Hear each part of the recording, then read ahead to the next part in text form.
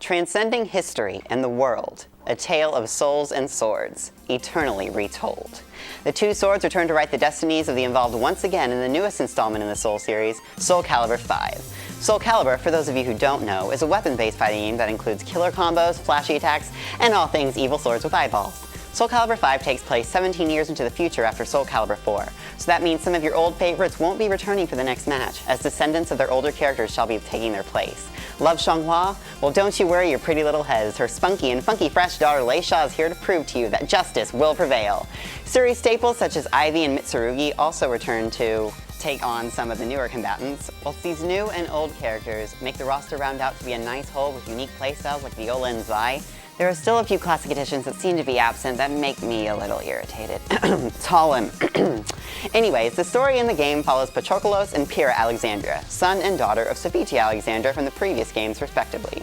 Patroklos is out on a mission to find his sister who he's been estranged from for 17 years. As the story unfolds to its dismally short story mode, characters pop in for fan service here and there, awkward lines are exchanged, and Patroklos and Pyrrha seem to get a little too close for my taste.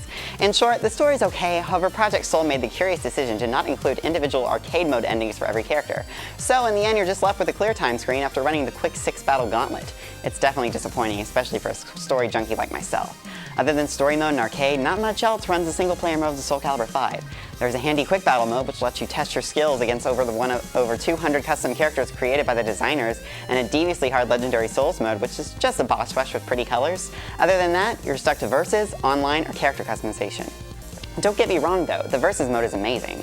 I can attest to screaming at my friends during fights with my friends. If you want to trash talk, Soul Calibur 5 is the game to do it.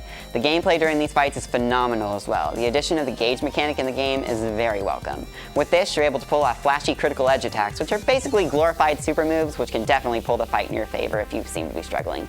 This is an obvious improvement over Soul Calibur 4's critical finishes, which are pretty much impossible to pull off unless you have super amazing reflexes. Online plays as any fighting game of this caliber should, pardon the pun. You get someone with a good connection, fights are just as great as in person. However, whenever you get someone with a bad connection, input lag abounds. Still, with a bevy of options to select online, you will never be bored if you're looking for some noobs to destroy. Character customization has received vast improvements as well. From equipment being unisex to being able to change specific body types, this mode can be played for hours on end, making custom characters from other video games that you can then take in the various modes, besides story. The characters and everything in this game look amazing. Project Soul really outdid themselves with the graphics and music. Swords sparkle, fabric shows cross-stitching, and environments filled with NPCs and gorgeous lighting truly make every sight a sight to behold. And oh yeah, that crazy announcer is back, and what he says still doesn't make any sense. Oh well, it's dramatic, I guess.